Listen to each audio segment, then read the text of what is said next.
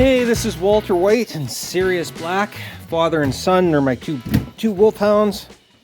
And it is, well, not to put too fine a point on it, it is damn cold out here today. It has been for a bit. It's been minus 40 degrees. That's 40. And for those of you in the States, minus 40 degrees actually equates to 40 below zero in Fahrenheit scale. So as you can see, it's been a few days since I've been out here because it's been too freaking cold to even go into my garage. It's not got heat in here, just a little space heater, so it's really uncomfortable. So yeah, the work is going to be slowed down here for a bit. Yay! The banners have arrived. The banners have arrived for my supporting vendor, AH Spares. So you're going to see these banners in the background. And when I use their parts, I'm going to talk about them. They're awesome. They're great to deal with. So that is so now I got the catalog. I got the banners, and on we go once we warm up a little bit. Anyway. Onward. And here's this little ear about to go on. Just gonna weld it right across here. I'm gonna give it a couple of tacks, get it from the back, do a few different ways here. It's kind of funny. I just noticed I'm wearing my aluminum only gloves here today, but I haven't done aluminum in quite some time, so I have two sets of gloves. If I was doing aluminum, I'd want to keep them separate for sure. Don't really need to do that.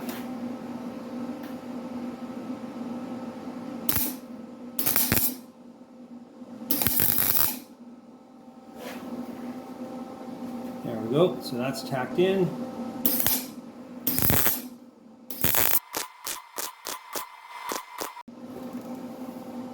Now what I don't want to do is weld on my magnet. Whoops. Let's take a look here.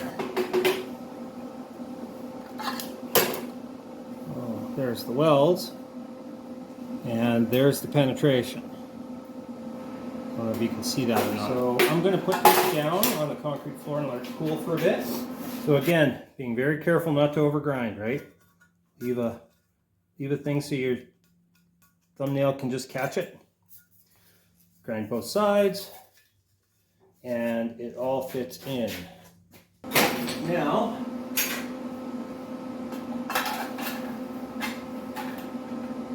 look at that. She's ready to go in. So I'm going to hit these. Then I'm going to put the other whatchamacallits on.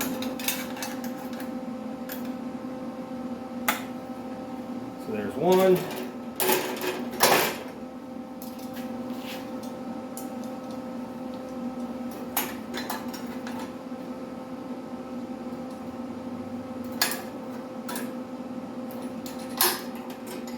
Two, and actually got these ones are great for plug welds.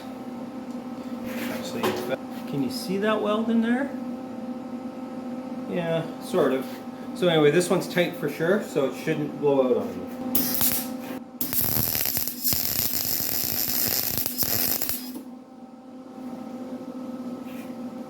And there we have a plug weld. So as you can see, I've marked where this is the edge of where that metal plate is, and these are the two supports here.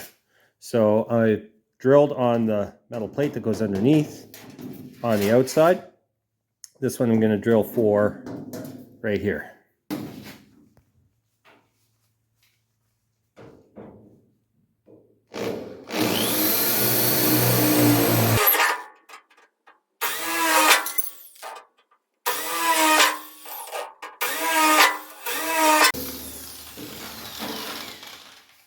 Clean that up a little bit with a bit of a grind, just to make sure there's no burrs.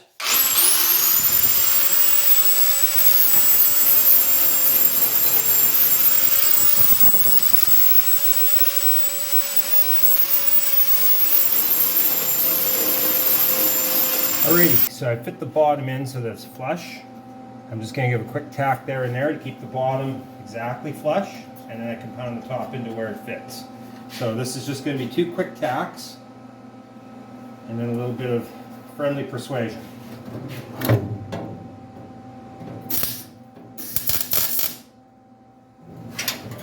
Okay, so the hammer's flush, quick tack.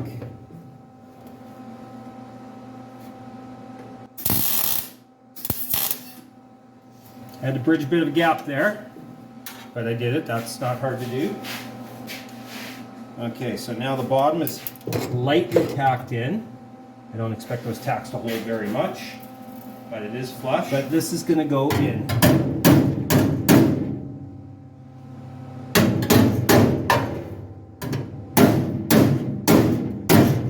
So, flat screwdriver. It's in the gap. I showed you this before, actually, I think, in another video. So I got tape on the other side, goes to about here. So I'm just going to tack all the way down there. More accurately, all the way up. So I'm going to start by going in the middle so I don't warp the metal too much.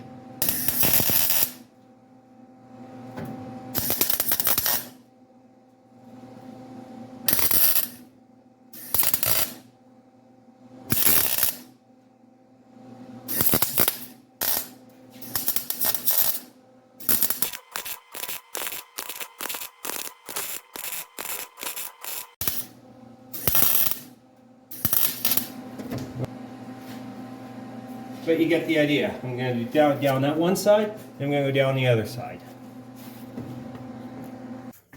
So these are the plug welds, have been ground down now a little bit. It looks worse than it is because of the way the shine is going, but it's for the most part reasonably flat. But there's a low spot right there, right there. You can see those two.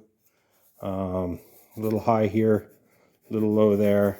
So I plug welded together that piece. This just comes out, right? It's just an extender. So this will get tacked to the low spot, and then I'm going to pull up on it. And as I'm pulling up on it, I'll pound on the high spots with my body hammer. And because I can't get underneath, because there's too much structure under there right now, I can't get in with a dolly or a hammer. So I'm going to use this as a kind of an inverted dolly. I'm pulling instead of pushing up like you would with a dolly. I'm pulling up and I'm hitting the high spots. And that's how we're going to smooth this out a bit, because while I do put the fiberglass reinforced filler over all my welds, and this will not be any exception, just in case there's a pinhole in there. I do not want, I've got a little bit more than, well, almost a millimeter here of deflection, and I don't want that much. I don't want that much filler. So we are going to finish the metal work before we start to fill.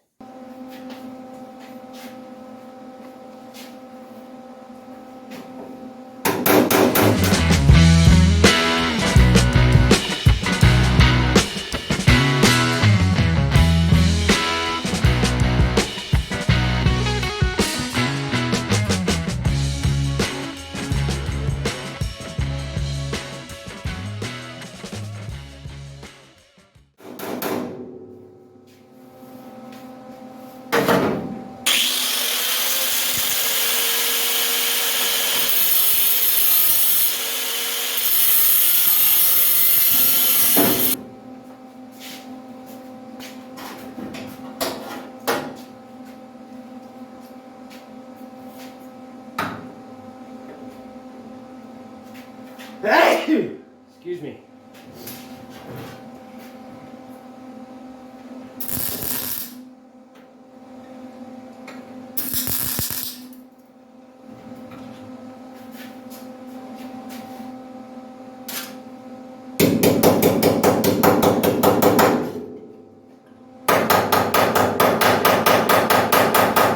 And on and on. You get the idea.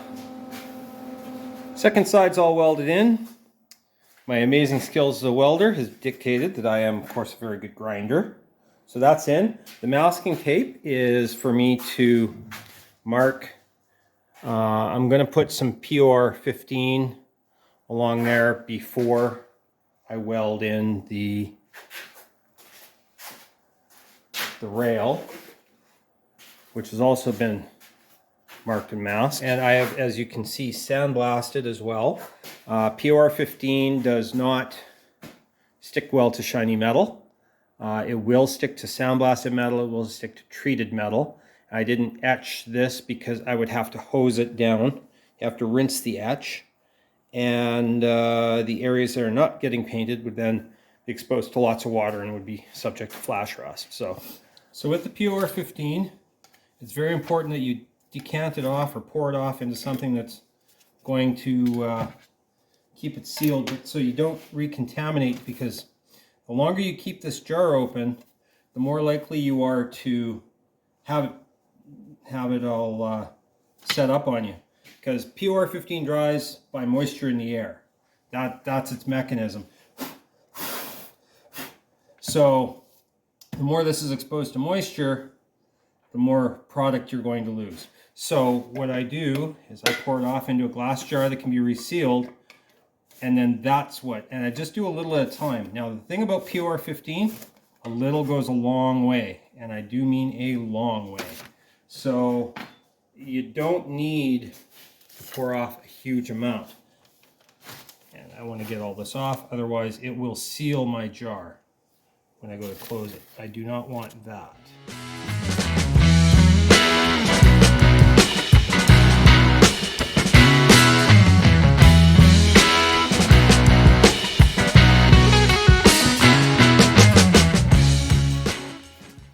You're literally watching paint dry. Congratulations. So I didn't show you the second coat of POR 15. I did according to the masking tape. Then the areas that are unmasked, I got in there and I stitch welded. I put the pan in place, and I got a clamp coming up and a clamp coming down to hold it in the proper place, which I'm now going to start welding those in. All right, so I got the battery tray in. I ran a bead along there, just like I did along the firewall, and along the sides too. But yeah, you can see there's plug welds in there. Did them where I could line up. Just a little close-up of my 110 volt MIG welding. It's not great. The corner got a little bit glumpy in there, but it's not too bad. One other thing, while I was doing all this, look what arrived in the mail. Yay! My Austin Healey Sprite catalog. Now you can get this online. AH Spares, as I mentioned at the beginning, is now a supporting vendor for me. You can get this all online. I like having a copy in the garage. But, yeah, the catalog itself is free. It doesn't have the prices in it. I think the prices are all online. Pretty in-depth catalog. They have a lot of things. And actually the beginning of the catalog here has some really cool, where is it here? Right at the beginning. They got a really cool history of the company. I did not realize that this was the first Austin Healey spare parts company. Yeah, it's just really cool. They started by buying up original spare parts from the factory, and then they made their own tooling, and yeah, it's a pretty cool story. Anyway, catalog's nice and thick too. Like, it's actually, so my wife will be sitting there watching her real estate shows, you know, be it Escape to the Country or House Hunters or whatever, and I will be sitting there fiddling through my catalog, and she says, "Oh, what a cool house that is!" And I was like, yeah, sure. Meanwhile, what I'm actually doing is I'm looking at parts for my carburetors. Anyway, I just thought I would share that. On to work.